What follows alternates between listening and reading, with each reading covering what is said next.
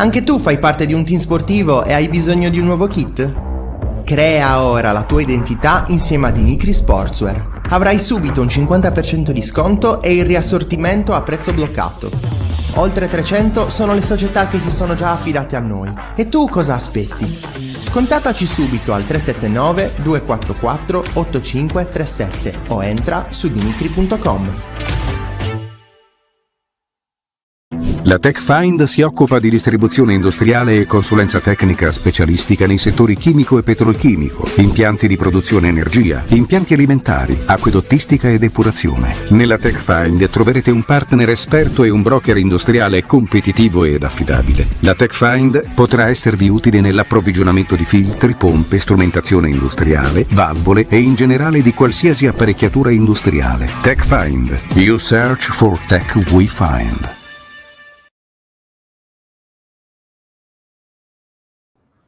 Buonasera a tutti, bentornati in diretta, nuovo appuntamento domenicale con lo sport sardo, caro Roberto Pinna, insomma una domenica fortemente incentrata sul derby di Serie C, il derby tra Olbia e Torres, conclusosi, non è molto televisivo, però insomma lo sai che noi ci piace utilizzare anche questi termini un po' vetusti, con la bella vittoria dell'Olbia di Roberto Chiuzzi per 3-1 contro la Torres, un'Olbia trascinata da un Daniele Ragazzu dilagante, mi verrebbe da dire, con il terzo gol stagionale di Nicola Nanni. A nulla è servito, a pochissimo, insomma, è servito il gol di Federico Gianola, che aveva eppure aperto le marcature con l'1-0, anzi lo 0-1 della Torres dopo 8 minuti, però insomma è stato effettivamente, prima di andare a vedere cosa è successo in tutto questo bel weekend, sicuramente un derby importante che ha dato un messaggio secondo me ancora più importante. L'Olbia è straviva, che era viva prima, insomma, ma è viva soprattutto adesso, dopo questa vittoria, e la Torres si lecca le ferite e non riesce a uscire da questa situazione incredibile di infortuni. Sì, innanzitutto salutiamo tutti quelli che stanno guardando e anche il nostro rosso malpelo Mario Sanna in regia per oggi, ma il più bello di tutti. Voglio subito aprire questa diretta con una cosa che non ha mai detto nessuno nello sport sardo. Daniele Ragazzu è fuori categoria. Non so se era mai stata... secondo me è la prima volta. Come modo di dire, legato al fantasista ex Cagliari e ora dell'Olbia. Detto questo, è una partita che ci ha dato tanto di quello che sarà il probabile destino di entrambe le squadre sarde di questo girone B per il prossimo futuro. Un'Olbia che conferma, no, l'ottimo momento che ha vissuto in epoca recente, pur non essendo riuscita sempre a prendere punteggio pieno nelle ultime sfide, però è arrivata secondo me nel momento migliore a questo derby dal punto di vista sia mentale che atletico, che anche di gioco e tattico, con Occhiuzzi che l'ha letta molto bene. Poi andremo ad analizzare nel dettaglio quello che è stato il derby. Dall'altra parte c'è una Torres che dovrà leccarsi le ferite, perché ha tante assenze, molte assenze importanti, alcuni giocatori che forse hanno già finito la stagione, non si capisce bene, ci sono dei giocatori chiave di questa squadra che non riescono a recuperare, c'è questo virus che ormai non è neanche più un virus, è un'epidemia che non riesce più a togliere la Torres dal proprio spogliatoio, però la paura ora inizia ad essere tanta per la squadra di Sottili, perché la classifica non è semplice per una squadra che ripete troppe volte gli stessi errori al di là delle assenze. Sì, prima di andare a vedere come sempre il solito recap della Serie C, ricordiamo, insomma, ieri la giornata si era aperta con lo 0-0 del Cagliari a Venezia, questa sorta di maledizione che non sembra voler lasciare i rossoblù, ma ne parleremo, come sapete, insomma, domani a Cagliari Social Arena, ore 19. Ieri ha vinto anche l'Uri, bel 2-0 contro il Tivoli, lo abbiamo detto ieri, doppietta di Alessandro Masia, ha detto il carrozziere, non so come si dica in spagnolo, visto che tu sei quasi madrelingua, già la studiamo. Macchina, quella c'era il coce, quello di sicuro, è l'ombre del coce, lo potremmo chiamare così. Molto brutto, molto brutto. Ma non è che Masia sia stupendo da quel punto di vista. Ciao Ale, ti vogliamo bene e lo sai. Ci permettiamo di scherzare sempre con i nostri amici, diciamo, questo bel 2-0 dell'Atletico Uri contro il Tivoli, sempre nella zona calda del girone G di Serie D. Bella vittoria in trasferta della Costa Orientale Sarda di Francesco Loi contro l'Aprilia, 2-1, importante sì, direi. Per i ragazzi di lui, lo vedremo poi dopo anche in classifica. Invece sconfitta pesantissima, diciamo che era anche da attenderselo, insomma, contro la Paganese. Conferma, diciamo, il momento negativo dell'Ilva Maddalena, che perde in malo modo anche in casa, e poi c'è un'altra sconfitta per Della chiudere il Zacchena, cerchio sulla Serie D della Zacchena, che forse ridimensiona un po' anche le aspettative playoff. Anche se restano comunque 4 i punti dal quinto posto, quindi in realtà alla fine Però i biancoverdi. È vero anche quello. Potremmo dire che in Gallura ride solo l'Olbia oggi, insomma, questo è un po' il discorso. Poi pareggio stamattina del Cagliari Primavera di Michele Filippi 0-0 contro l'Empoli, e torna alla vittoria invece la Torres femminile di Marardizzone a Sennori contro il Trento. In Prego. chiusura, visto che parli di sport femminile, sottolineiamolo già adesso, prima di farlo anche in chiusura, importantissima vittoria della Dinamo femminile di coach Restivo su Ragusa, una squadra che sta arrivando carichissima per un finale di stagione che le vedrà protagoniste le ragazze bianco-blu sia in Coppa Italia che sicuramente per la fase finale del campionato. Grazie ad Andrea Olmeo, però Assolutamente. talismano oggi 2 su 2. Due vittorie, l'unico che riesce a fare 2 vittorie. Esatto, l'unico assoluto. Allora andiamo a vedere le grafiche, insomma il cartello come sempre della 29esima giornata di Serie C, la appunto del derby dell'Olbia contro la Torres per 3-1, 2-2 tra Alessandria e Vispesaro, un pareggio che fa comodo comunque all'Olbia, 0-3 la vittoria netta della Vittorio Santella contro l'Ancona, 2-1 la vittoria esterna anche del Rimini contro la Fermana, 0-0 tra Fiorenzuola e Cesena, 1-1 tra Imolese e Gubbio, 0-0 anche tra Montevarchi e Lucchese, 2-4 sconfitta pesante del Pontedera di Max Canzi. Non aiuta l'Olbia ancora. No, contro il San Donato, 0-0 anche tra la capolista reggiana e la Carrarese, 1-1 invece il risultato del Franchi di Siena, tra il Siena appunto e la Recanatese. Questa è la classifica del girone B di Serie C, comanda come sempre la Reggiana, quota 65 più 6, sulla Virtus Entella più 7, sul Cesena, quota 58, terza forza del campionato, perde colpi dopo la sconfitta nello scontro diretto appunto della settimana scorsa nei confronti della Reggiana, 49 punti per l'Ancona. Spostiamoci dall'altra parte, la parte destra della classifica che interessa le due squadre sarde, 33 punti per la Torres, così come per la Recanatese, 30 punti per Vispesaro e San Donato, 28 per l'Olbia, che con i 3 punti di oggi insomma sicuramente si avvicina di più anche a respirare aria più pulita, potremmo dire così. In classifica 26 per Alessandria, 21 per l'Imolese, 20 per il Montevarchi. Prego. Se la puoi lasciare un attimo, Sì. Una classifica che è diventata cortissima, dalla Torres, non dico al Montevarchi perché sono 13 punti, però dalla Torres all'Alessandria i punti sono davvero pochi perché sono 7, Sì. e ci sono 1, 2, 3, 4, 5, 6 squadre in 7 punti, sarà un finale di stagione molto caldo in ottica play-out, detto che se si continua a staccare così tanto Montevarchi e Imolese, il play-out sarà ridotto perché 2 scenderebbero dirette. Sì, insomma, questo chiaramente è quello che si augurano in casa Olbia. Allora, abbiamo visto il cartello della giornata di oggi. Direi, Robby, andiamoci a vedere, andiamoci a gustare appunto le emozioni della vittoria dell'Olbia contro la Torres nel derby. Andiamo.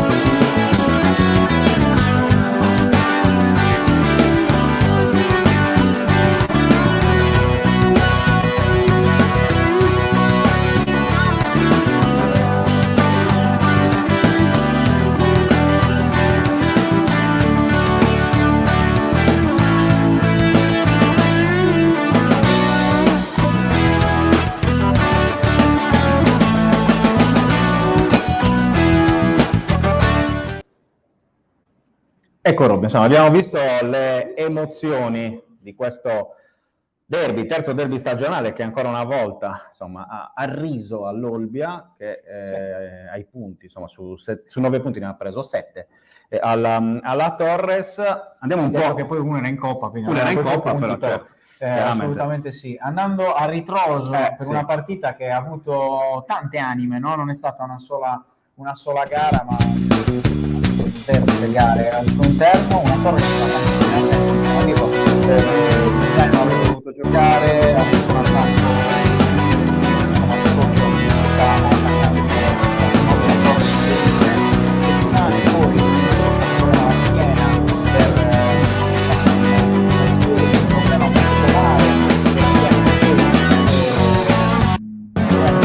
di Akite nella rifinitura, quindi non ha giocato, tutte condizioni che hanno sicuramente complicato le scelte di Sottili per la gara, però la Torres era anche passata in vantaggio. Poi ci sono stati i soliti errori, no?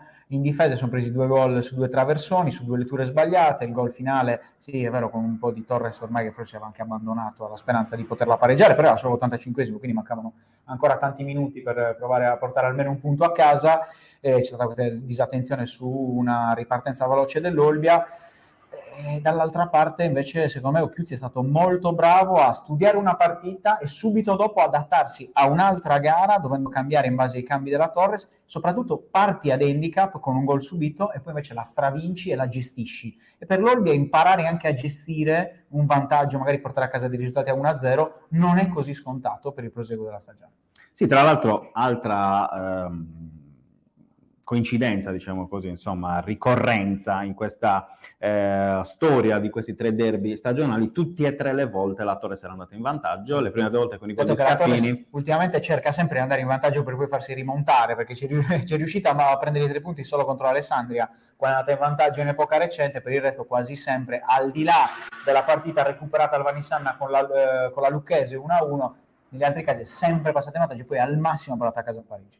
Ecco, tra l'altro, insomma, altra cosa particolare, potremmo dire così, è la seconda volta in stagione che l'Olbia fa più di 2 gol, segna più di 2 gol nella stessa partita. La prima volta era successo a Pontedera nel pirotecnico 5-4 della gara di ritorno, sì, insomma, di dicembre, prima di Natale. Questa è la seconda partita in cui succede. E non è un caso che il terzo gol sia arrivato proprio a coronamento anche di una partita, è vero, con una ottima gestione, ma va anche detto con un Van der Vaart che tra l'altro è entrato in campo un po' a sorpresa, perché in realtà in distinta c'era Sposito, poi problemi fisici per il portiere durante il riscaldamento ed è andato in porta. Il cuore olbiese di Delft, mi verrebbe da dire così, visto che insomma è l'olandese volante. Esatto, l'unico reduce del famoso derby, insomma, della Serie D, della finale playoff, tanto per capirci, del 2015-2016. 3 parate decisive di Van der Vaart, che ha risposto presente, insomma, alla chiamata di Occhiuzzi, che non a caso poi ne ha parlato anche in conferenza stampa. Sentiremo poi le dichiarazioni integrali, come sempre, del tecnico dell'Olbia domani in zona mista. Sono a breve abbiamo 17 minuti, diciamo, come sul solito. Sì, esatto. Tutti da gusto. Sempre conciso, possiamo dire così, il buon Occhiuzzi, però effettivamente la prestazione di Van der Vaart fa anche da contraltare in qualche modo a quella di Ragazzu, perché è vero un Olbia che ha segnato 3 gol con la doppietta del suo leader, perché il capitano Emerson, però insomma uno dei capitani, potremmo dire così, dello spogliatoio dei galluresi. 13 gol in stagione, sì, così giusto per ricordare, esattamente come l'anno scorso. L'anno scorso 13 gol, ma volevo arrivare proprio a questo, insomma, ha più partite ancora a disposizione, soprattutto saranno probabilmente ancora più pesanti rispetto a quelli dell'anno scorso i gol che potrebbero arrivare, che ovviamente noi auguriamo a Ragazzo da qui alla fine della stagione. Ha segnato anche Nanni, terzo gol in stagione per il sammarinese, che ha fatto una bella partita, lo sentiremo anche poi un estratto in conferenza stampa contro Antonio De Dametto, non esattamente, insomma... No, tra l'altro ha fatto una partita, se ti posso interrompere, parlando proprio di 2 singoli dell'Olbia. Partiamo da Nanni, ha fatto una gara secondo me importante, che ci fa capire quanto quest'Olbia poteva essere un'altra squadra, sarebbe stata un'altra squadra con un Nanni in questa condizione da inizio stagione, perché è vero che Ragazzo sta facendo facendo molto bene, è vero che Contini sta trovando degli spazi per mettere in difficoltà le difese, è vero che c'è più spazio per i quinti per spingere, però quando hai un centravanti vero, d'area di rigore, che ti dà fastidio alla linea dei due centrali, viene tutto più facile. Oggi Nanni con la corazza, con l'elmetto, non so se c'è un grido di battaglia sammarinese, ma in caso glielo chiederemo alla prossima intervista. Oggi lo ha dimostrato, perché comunque riuscire a fare sportellate con l'elmetto e rimanere in piedi è già un qualcosa di importante. Altra roba, parlando dei singoli, Van der Vaart, secondo me è la dimostrazione di come alcuni profili dell'Olbia, dopo un inizio di campionato difficile, anche se sono delle alternative, sono inquadrati mentalmente per la lotta a salvezza. Non che Van der Vaart avesse bisogno di conferme, perché è un giocatore che ci tiene forse più dei sardi a una piazza come Olbia, però entrare così a freddo per un portiere, fare così bene, è sempre un qualcosa di difficile. Lui ha dimostrato oggi tanto a Occhiuzzi che si può fidare anche di lui. Occhiuzzi, l'hai citato, andiamo a sentire il primo dei due estratti video della conferenza stampa, appunto, del tecnico dell'Olbia. Adesso se lo deve godere la città, la società, i ragazzi.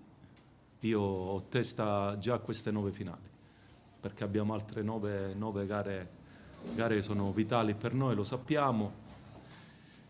Abbiamo passato, cioè per me è importante la classifica. È normale che oggi, e l'avete avvertito nella conferenza pre-gara, c'era anche la responsabilità nei confronti di una città, perché oltre alla classifica, responsabilità verso la città per la classifica, verso la società, e poi un derby ti porta anche delle responsabilità.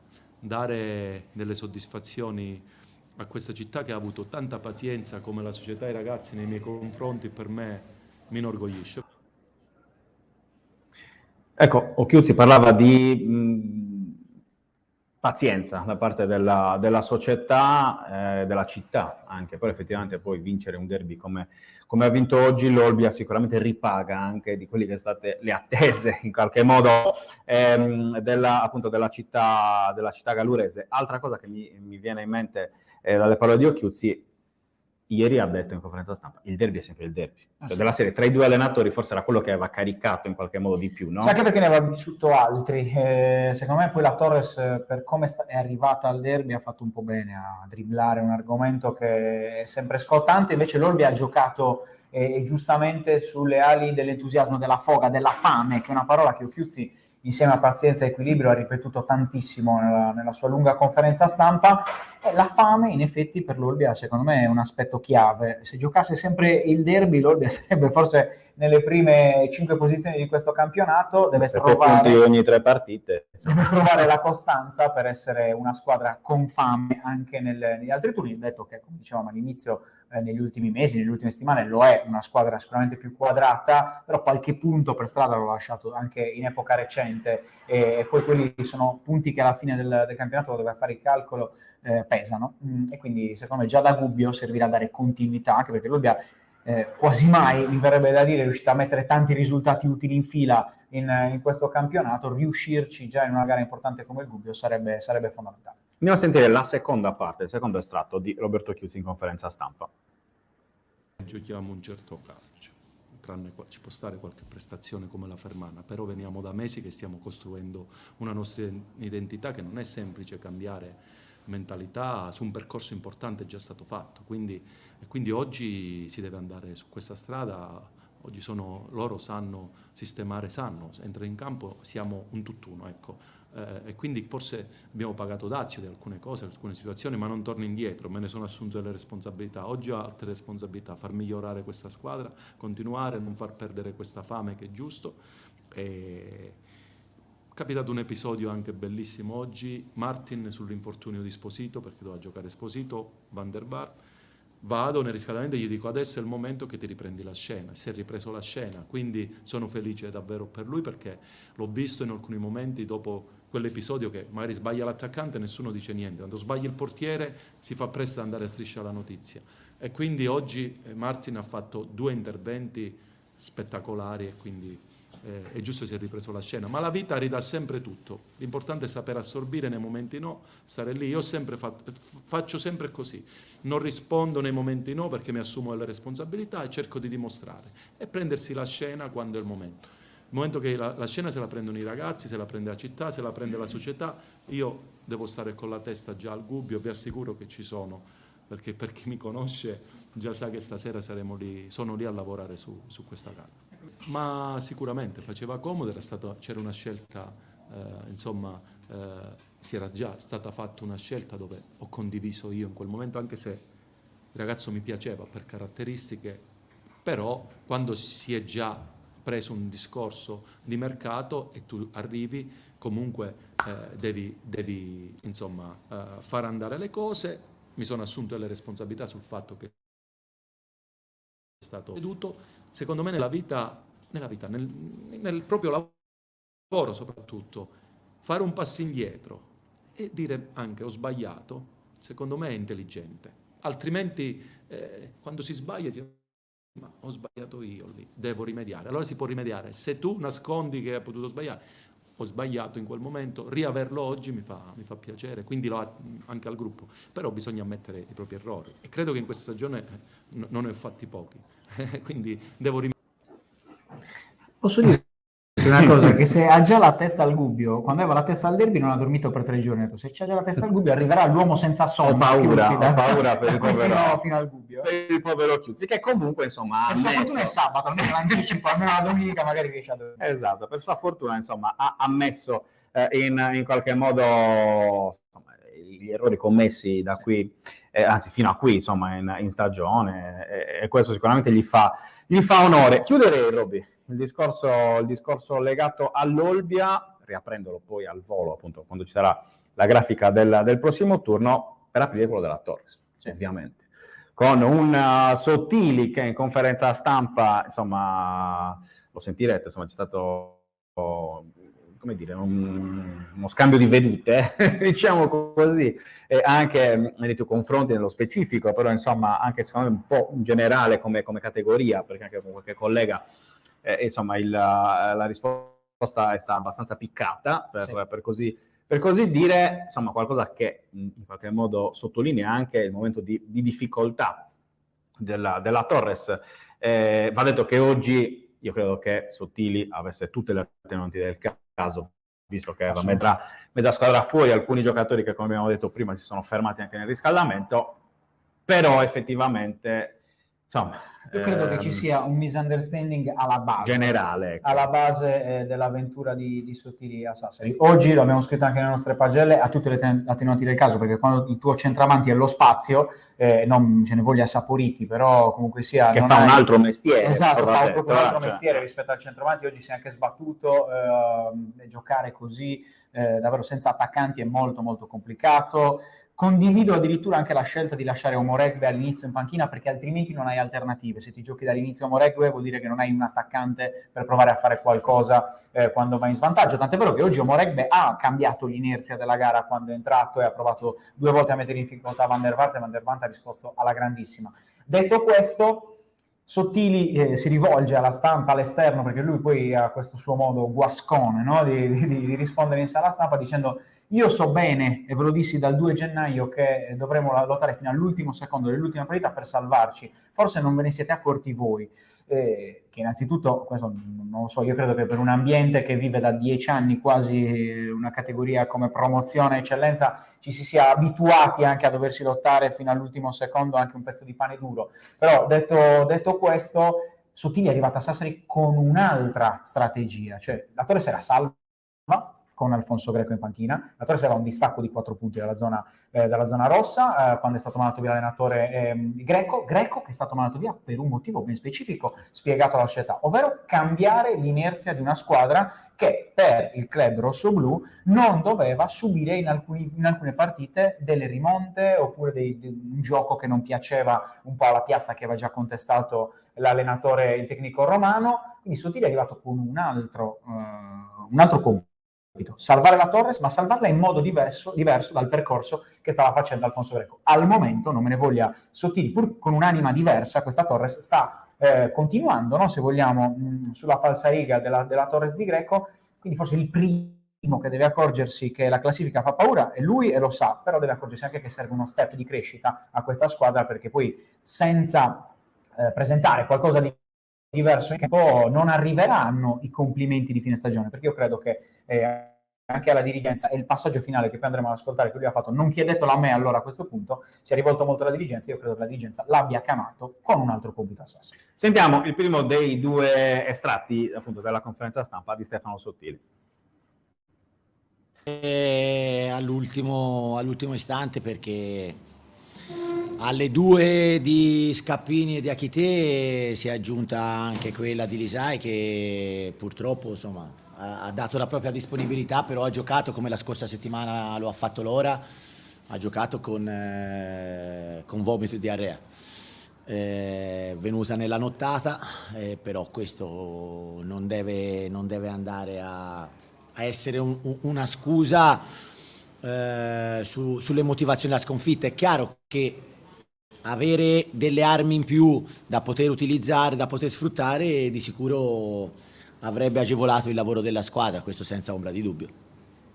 Ma è quello che potevamo mettere in campo, quello che potevamo fare, l'abbiamo fatto. È chiaro che potevi fare qualcosina in più, soprattutto con la spinta degli esterni. Siamo arrivati con poca qualità negli ultimi 20-25 metri esternamente. Ecco, in chiusura, quanto la spaventa la classifica su questo derby? Forse il problema è che non spaventa a voi. Io ve l'ho detto dal 2 di gennaio quando sono arrivato. Andate a vedere quello che ho detto. Se non spaventa a voi è un problema vostro. Io vi ho detto che noi bisogna avere molta paura di questa classifica il 2 di gennaio. Fino a che non avremo 42 punti continuerò a ripetervelo. Ecco, un passaggio particolare, no? Questo, se non fa paura a voi, che effettivamente poi andiamo a sentire anche il secondo estratto adesso, abbiamo cercato un po' anche di capire cosa volesse dire Sottili, no? Perché poi alla fine spesso nelle conferenze stampa si perde sempre anche un po' in qualche modo, non dico il focus di quello che è la domanda, però molte volte si cerca un po' anche di sviare. Bene, insomma, adesso come potrete sentire dal secondo video, cioè, la domanda è chiara e la risposta è altrettanto chiara. Assolutamente. Sentiamo. Capisco la frase quando dice che dovrebbe spaventare noi la classifica, cioè, fondamentalmente a noi ci cambia zero, no? Fondamentalmente come giornalisti, e nel senso sì, ha voglia, certo. Nel senso, la domanda è come influenza la squadra, non è possibile che influenza solo i giornalisti per la classifica, No. ha un ritorno anche per il gruppo, no? Il gruppo è consapevole di questo, cioè non è, è l'esterno che non avverte il pericolo della classifica. Noi abbiamo vinto una partita contro la prima, a Montevarchi, contro il San Donato, mi hai detto ma possiamo arrivare ai playoff? Io vi ho detto ragazzi, bene, ok, non sei solamente te, ok? Quindi non è solamente una risposta diretta a te, persona fisica, è per l'ambiente. Ok, quindi nel nostro contesto sì che dobbiamo avere paura, non è il contesto spogliatoio, perché la squadra è ben consapevole la squadra è ben consapevole della classifica.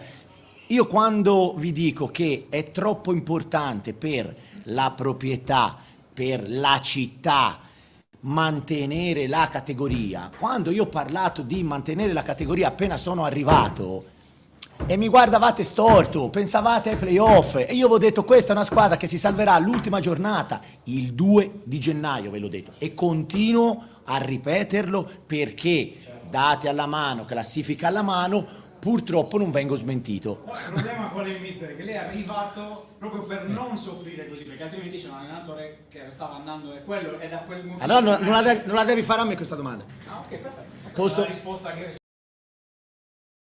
Ecco, abbiamo chiarito alcuni punti. Finale di conferenza, insomma, abbastanza vivace, diciamo. Il mister, tra l'altro, secondo me ha una ragione di fondo che nasce dal fatto che a Sassari c'è un po' troppa frenesia, anche nell'aspettarsi, no? Nell'aspettarsi qualcosa. Tant'è vero che penso che da noi non sia mai arrivata una domanda a nessun tesserato della Torre: l'obiettivo vostro sono i playoff. Perché sapevamo bene, abbiamo conosciuto questa squadra l'anno scorso, l'abbiamo vista crescere in una settimana e mezza ad Arona, eravamo l'unica testata giornalistica presente, non che sia un vanto, ma semplicemente è una cronaca dei fatti. Abbiamo visto le difficoltà per costruire questa squadra. Semplicemente non basta per me Roberto Pinna, dire io sono consapevole che devo salvare la squadra all'ultimo giorno possibile in campionato se sono stato chiamato per fare altro. È come se io dicessi all'idraulico di farmi il bagno e la cucina, lui fa solo il bagno e poi pretende che lo paghi per entrambe le cose. Perché non funziona così, ognuno nel proprio lavoro prende le proprie responsabilità. Sottili è stato chiamato per altre responsabilità e con altre pressioni dalla semplice salvezza all'ultima giornata, altrimenti, ripeto, la Torres aveva un allenatore con cui era salva a metà campionato. Sì, di fatto, insomma, poi credo che le dichiarazioni di Sottili faranno abbastanza rumore anche nelle prossime ore, insomma, chiaramente. Ripeto, poi anche essere messi di fronte alle proprie responsabilità in qualche modo, ripetiamo, con tutte le attenuanti del caso, perché veramente poi il discorso rispetto a oggi, effettivamente io credo che si possa dire ben poco. Assolutamente, non si può riprovare nulla. Assolutamente no, né all'allenatore né alla squadra. Il discorso chiaramente va un po' più sul lungo periodo, perché insomma effettivamente... Se voi riguardate le partite dalla Recanatese in poi, sfiderei chiunque a trovare qualcuno che è contento dei risultati e dei punti portati a casa dalla Torres. Penso anch'io. Sono le stesse motivazioni che hanno parlato il giorno di Greco, ecco, per capirci. Tra l'altro. Andiamo a vedere, collegare i punti. Esatto, chiudiamo il discorso Serie C, Roby, in questa nostra diretta domenicale, andando a vedere il programma della 29esima giornata, quella che si giocherà tra sabato e domenica. Perché sabato? Perché sabato gioca l'Olbia contro il Gubbio, la Torres invece giocherà domenica al Vanisanna contro il Tedera di Max Canzi. Vediamo se Canzi fa un regalo a una sarda prima o poi. Vedremo effettivamente se sarà così. Poi ancora le altre partite: Carrarese Rimini, Cesena Montevarchi, Virtus Entella Fiorenzuola, Imolese Fermana, Lucchese Ancona, Recanatese Alessandria, San Donato Siena, Vispesaro Reggiana. Quindi questo è un po' il programma della 29esima giornata. Manca, prima di chiudere il discorso Serie C, il consueto momento meme, perché chiaramente abbiamo fatto i meme anche per il derby di Serie C. Ne avevo scelto due, uno pro uno saranno 10 se non erro su Instagram, come sempre.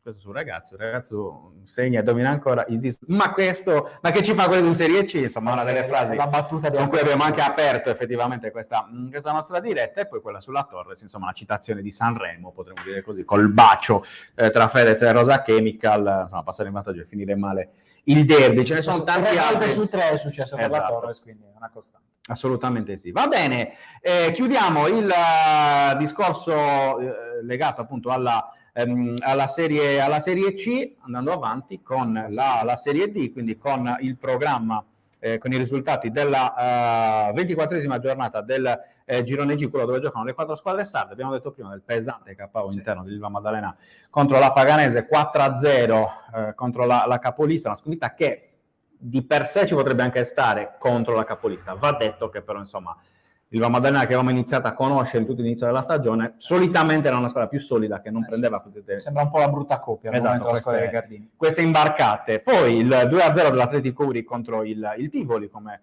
dicevamo in apertura, la sconfitta di misura della Zacchena contro la Visartena, poi la vittoria del Costa Interessata contro l'Aprilia, 1-1 tra Angri e Monterotondo e tra Portici e Lupa Frascati, 2-0 vittoria importante della Casertana sul Pomezia, 3-2 vittoria anche della Palmese sul Cassino in un derby, lo scontro playoff, e poi la vittoria del Sorrento sul Nola per 2-0. Questa è la classifica del girone G. Continuano a comandare a braccetto, mi è bellissimo questo Sorrento Paganese che vanno avanti così ormai da giornate. Esatto, Sorrento Paganese, ma occhio perché dietro Palmese, soprattutto la Casertana, stanno ancora recuperando posti. 39 punti per la Lupa Frascati, che è l'ultima squadra della zona playoff, 37 Cassino, 35 Arzachena prima delle sarde, 32 per Monterotondo e Visartena, 30 per l'Atletico Uri, 29 per Portici e Costa Dentale Sarda, 28 per Aprilia, 26 per l'Ilva Maddalena, 26 anche per Angri e Tivoli, e Nola chiude il Pomezia a quota 25. Guardando questa classifica, Robby, veramente un super equilibrio. Sì. Quanto è stato fondamentale davvero per Uri e Cos vincere questa giornata. Tantissimo, anche perché dall'Aprilia in giù praticamente sono 1, 2, 3, 6 squadre in 3 punti, cioè qualcosa di clamoroso. Tra l'altro l'Aprilia che deve riprendere ad accelerare, visto che oggi ci fa piacere che abbia perso, non ce ne voglia Mariotti, però in generale dalle prossime gli auguriamo di fare bene. È una situazione salvezza molto molto complicata in Serie D. Emerson, per citare un giocatore dell'Olbia, si augurava di avere altre squadre tra i professionisti della Sardegna. Per quest'anno bisogna difendere la categoria, a meno che l'Arzachena non ci regali un qualcosa di speciale, di magico nel finale di stagione, anche se poi i playoff per l'Arzachena non vorrebbero dire ripescaggio quasi al 90%. Sì, andiamo a vedere allora i gol della giornata, tranne quelli di Aprilia Costa Orientale Sarda. Speriamo di riuscire a recuperarli per la zona mista di domani, però sono i gol tra Uri, la Maddalena e Arzachena. Guardiamoci. Andiamo.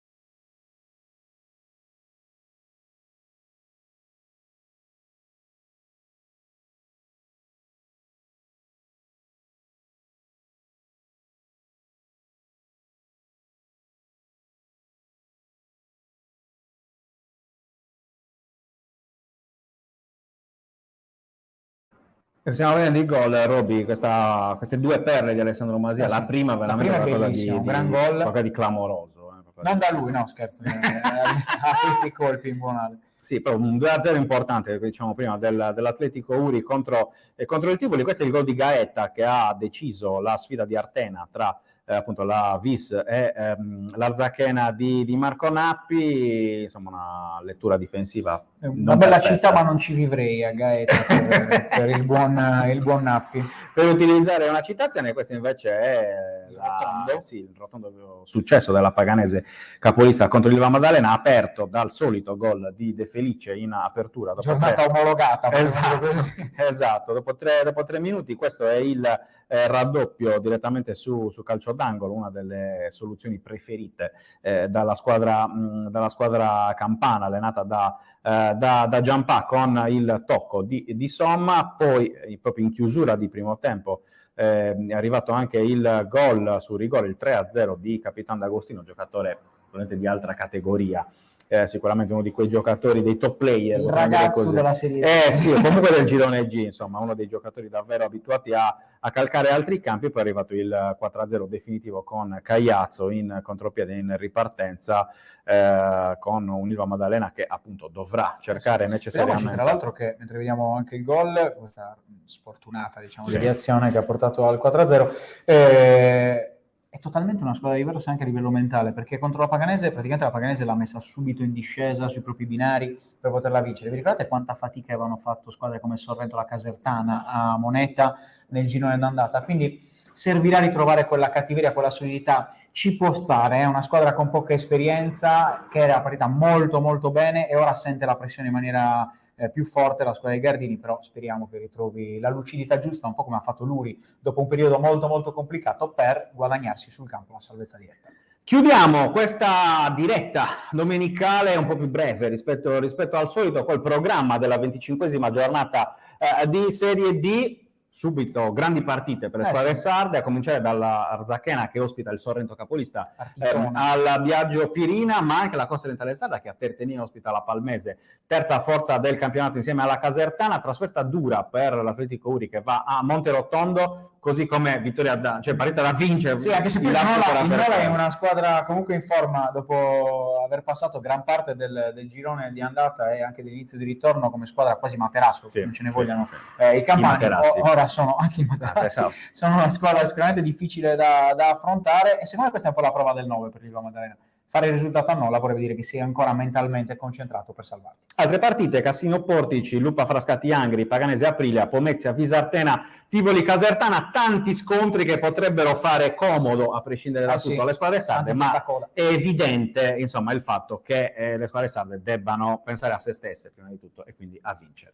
Va bene, chiudiamo questa diretta domenicale ringraziando tutti coloro che ci hanno seguito, ringraziando anche l'Olbia Calcio per la disponibilità della location ovviamente di oggi. Mario Sanna in regia, insomma, davvero impagabile oggi il suo contributo anche per le immagini, le imprescindibili immagini. Noi non lo pagheremo, esatto, è impagabile da quel punto di vista. Imprescindibili immagini, per usare una citazione dotta del nostro Mauro Garau, che ieri si è goduto la doppietta di Alessandro Masia. Grazie anche a Roberta Marongio, oggi davvero centrale soprattutto social per il racconto del derby di Serie C tra Olbia e Torres. Appuntamento domani ore 19 in diretta a Cagliari Social Arena, come sempre, per parlare del pareggio di sabato di ieri del Cagliari, ma anche già guardando a mercoledì. Siamo all'alba di una sfida. Esatto, turno infrasettimanale importantissimo per i rossoblù di Ranieri, che ospitano nel derby rossoblù appunto il Genoa. Domani però anche appuntamento con zona mista, quindi con tutte le emozioni del weekend tra Serie C e Serie D. Grazie a tutti, alla prossima, buona serata. Sigla.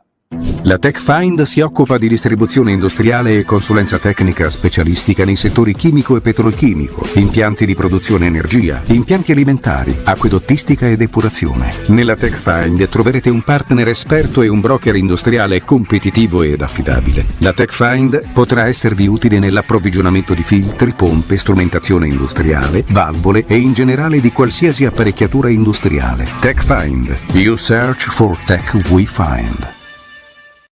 Anche tu fai parte di un team sportivo e hai bisogno di un nuovo kit? Crea ora la tua identità insieme a Dinicri Sportswear. Avrai subito un 50% di sconto e il riassortimento a prezzo bloccato.